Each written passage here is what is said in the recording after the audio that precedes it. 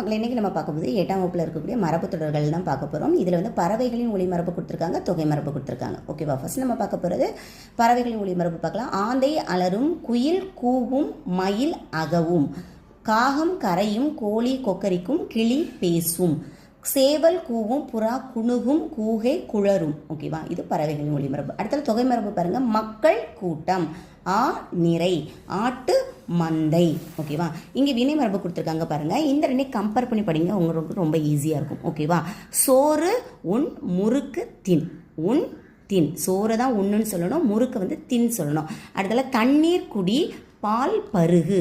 தண்ணீர் தான் குடி அப்படின்னு சொல்லணும், பால் வந்து பருகுன்னு தான் நம்ம சொல்லணும். ஓகேவா?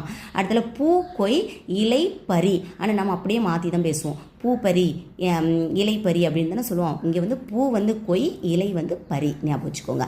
அடுத்தல சுவர் எழுப்பு, கூடை முடை, பானை வனை. ஸோ ரொம்ப யூஸ்ஃபுல்லாக இருக்கும்னு நினைக்கிறேன். தேங்க்ஸ் ஃபார் வாட்சிங். நன்றி.